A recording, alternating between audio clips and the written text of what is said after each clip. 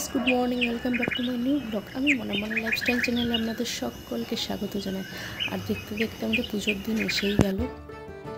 আর এই যে দেখছেন, সকালবেলা আমার বড় জায়ের বাড়ি থেকে ঠাকুরকে নিয়ে যাবে। যেহেতু আমার বড় যা পুজোতে বসে, ওই উপোস করে, ওর বাড়িতেই ঠাকুর আছে প্রতিষ্ঠা করা বলতে ঠাকুরের পিকচার আছে, সেই পিকচার নিয়ে গিয়ে আমাদের মূর্তির সামনে রেখে পুজো করা হয়। আর এখানে পুজো শুরুও হয়ে গেছে। দেখছেন কত সুন্দর ফুল দিয়ে সাজিয়েছে। আর এই প্রদীপটা জ্বালিয়েই কিন্তু পুজো স্টার্ট করা হয়েছে। আর এখানে আস্তে আস্তে লোকজন আসছে, দূর পর্যন্ত মানুষ পুজো দিতে আসেই আমাদের ক্লাবে। আর এখানে বড় পুজো বলতে কিন্তু এই পুজোটা, আর ও পাড়ার ক্লাবে হয় জগদ্ধাত্রী পুজো। এই দুটো এখানকার বড় পুজো। এখানে দুর্গা পুজো হয় না, তো সেই জন্য এই ঠাকুরের এই প্রচণ্ড ভিড় হয় আর কি। আর যতদূর মাইকের আওয়াজ যায় ততদূর পর্যন্ত কিন্তু মানুষ আমাদের এই মায়ের পুজোর নিয়ম মানে। আর এই মায়ের নিয়ম খুবই কঠিন। আর এখানে আমার ছেলেরা, আমার নাতিপাতি সবাই আছে এখানে, নিয়ে সব একটু মজা করছে, বলছে মা আমাকে একটু ভিডিও করতে দাও না। বলতে ওরা সবাই মিলে একটু ভিডিও করলো। সেই ক্লিপটা আমি আর কাটলাম না, তাই আপনাদের সাথে শেয়ার করলাম যে ওরা কতটা মজা করছে। আর আমাদের বাড়ির বাচ্চারা বলুন, এত মজা করে এই পুজোটাই বলার বাইরে। আর এখানে ঢাকি ভাইয়েরাও চলে এসছে। এবার ঢাকি ভাইয়ের পুজো শুরু যেহেতু হয়ে গেছে, সেই জন্য ঢাকি ভাইদেরও লাগবে, তাই ওনারা ঢাক বাজাচ্ছেন। আর এই পুজোর নিয়ম যেটা বলছিলাম আর কি, এই পুজোর নিয়ম কিন্তু খুবই কঠিন। আসলে এই পুজোতে কোনো টক জাতীয় খাবার টক জাতীয় ফল বলুন, মিষ্টি বলুন, কোনো কিছুই লাগে না। আর এই মায়ের প্রসাদ হচ্ছে গুড়, ছোলা আর বিভিন্ন রকমের নয়, ক্ষীরের প্যাড়া, গজা আর লাড্ডু, এই হচ্ছে মায়ের প্রসাদ। অন্য কিছু কিন্তু এই মায়ের এতে চলে না। কোনো ফল বলতে শুধু যায় শসা আর শাঁকালু, আর কোনো কিছুই মায়ের পুজোতে চলে না। কেন, সব যে কোনো ফলেতে টক থাকলে সেই ফল মাকে দেওয়া হয় না। মায়ের নিয়ম খুবই কঠিন, তাই সবাই পারে না। আর এখানে দেখেছেন আরতিও শুরু হয়ে গেছে।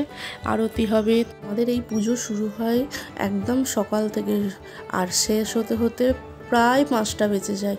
অনেকক্ষণ ধরে পুজো হয়। অনেকে পুষ্পাঞ্জলি দেয়, ডন্ডি কাটে, অনেক কিছুই হয়। আমি আগে পুষ্পাঞ্জলি দিতাম, কিন্তু ইদানিং আর পারি না শুকিয়ে থাকতে, ওই জন্য খুবই কষ্ট হয় বলে আর করি না। আর সবথেকে বড় কথা, এই ঠাকুরের এতটাই নিয়ম, যেটা যে না মানতে পারবে তার না করাটাই আমার মনে হয় উচিত। সেই জন্য আমি মানতে পারি না বলে বাইরে গেলে টক জাতীয় খাবার খেয়ে ফেলি বলে, বাড়িতে খাওয়া হয় না কিন্তু বাইরে গেলে খাওয়া হয়েই যায়, সেই জন্য আর আমি পারি না। তবে আপনাদের দাদা পুজো করেন। আর এখানে পুজো হচ্ছে, আর দেখেছেন কত সবাই পুজো দিয়েছে। আর সত্যি কথা বলতে আজকের দিনে মাকে যেন এক মোহময়ী রূপে ধরা দেয় আমাদের কাছে। আর এখানেও শুরু হয়ে গেছে ডন্ডি কাটা মায়ের কাছে। যারা আর কি মানত করে মায়ের কাছে ডন্ডি কাটবে, তারাই এখানে ডন্ডি কাটছে। আর আমার বড় যা তো যেহেতু পুজোয় বসে, তাকে কাটতেই হবে, সেই জন্য সে তো করেই। আর এই আমাদের মা এতটাই জাগ্রত যে মায়ের কাছে কেউ যদি কিছু চায়, মা কিন্তু তাদের কখনোই ফেরায় না। এই মা আমাদের খুবই জাগ্রত, খুবই মা আমরা খুব মানি মাকে, খুব বিশ্বাস করি যে মা, হ্যাঁ সত্যিকারের মা আছে। মা আমাদের সমস্ত বিপদ থেকে রক্ষা করে, মা আমাদের পাশেই আছে। আর আমরা তাহলে ভিডিওটা দেখতে থাকুন। এখানে ডন্ডি কাটা হচ্ছে, ডন্ডি কাটা হয়ে গেলে আবার হবে পুষ্পাঞ্জলি হবে, তারপরে হবে আর একবার আরতি হবে, অনেক কিছু হয়। তারপরে এখানে হবে না, সব শেষে হবে নারকেল ফাটানো। আর একটা জিনিস এখানে হয় যে তাগা বাঁধে, সমস্ত ক্লাবের সদস্যদের বা বাড়ির সদস্যদের হাতে, ছেলেদের হাতে একটা করে তাগা বেঁধে দেওয়া হয়, মায়ের ঘটের কাছে রেখে দেওয়া হয়। আর সেই তাগাটা পুজোর পরে সবার হাতে বেঁধে দেওয়া হয় আর কি, যাতে মা সব বিপদ থেকে সবাইকে রক্ষা করে। যেহেতু তারা বাইরে বেরোয়, সেই জন্য মায়ের বিপদ থেকে মা রক্ষা করার জন্যেই এই জিনিসটা আর কি করা হয়েছে। আর এখানে দেখেছেন হোম শুরু হয়ে গেছে, আর হোমের আগুনটা দেখলেই মনটা শান্ত হয়ে যায়।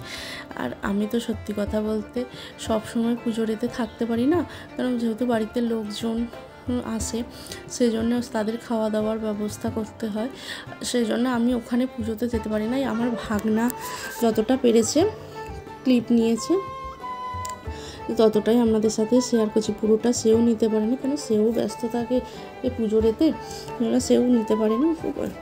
আর মায়ের কাছে একটাই প্রার্থনা, মা সব দুঃখ কষ্ট যেন মুছে যায় এরপর থেকে, যার জীবনে যত কষ্ট দুঃখ আছে মা তুমি সবার জীবন থেকে সেই দুঃখ কষ্ট দূর করে দাও, সবাইকে ভালো রেখো, সুস্থ রেখো, এটুকুই আপনার মায়ের কাছে আমার চাওয়া, সবাই যেন ভালো থাকে। আর এই পঞ্চপ্রদীপ আমাদের ক্লাবের সমস্ত ছেলেপুলেরা একটা করে জ্বালায়, আর সবাই এই যে এখানে জ্বালানো হয়ে গেছে, আর এখানে এই যে তাগা বেঁধে দিচ্ছে, আর এখানে হবে নারকোল ফাটানো। আসলে হোমের যে আগুনটা জ্বলে না, আমাদের এখানে নারকোলের জল ফাটিয়ে নারকোলের জল দিয়েই সেই আগুনটাকে নিভাতে হয়। অনেক জায়গায় আছে দুধ, গঙ্গা জল, দুধ হয়তো দেবে শেষে, কিন্তু না, প্রথমে আমাদের নারকোলের জল দিয়েই ফাটাতে হয়। যে সবাই একটা করে নারকোল ফাটিয়ে সেই জলটাই হোমের কুণ্ডে দিচ্ছে আর কি, দিয়ে এটাকে নিভিয়ে দেবে, তারপরেই পুজো মোটামুটি শেষের পথে আমাদের। ভিডিওটা ভালো লাগলে লাইক কমেন্ট শেয়ার করতে কিন্তু একদম ভুলবেন না, আর অবশ্যই আমার চ্যানেলটা সাবস্ক্রাইব করে রাখবেন, আর বেল নোটিফিকেশানটা অন করে রাখবেন, তাহলে আমি যখনই ভিডিও আপলোড করি না কেন সবার আগে আপনাদের কাছে পৌঁছে যাবেন। তাহলে ততক্ষণের জন্য টাটা।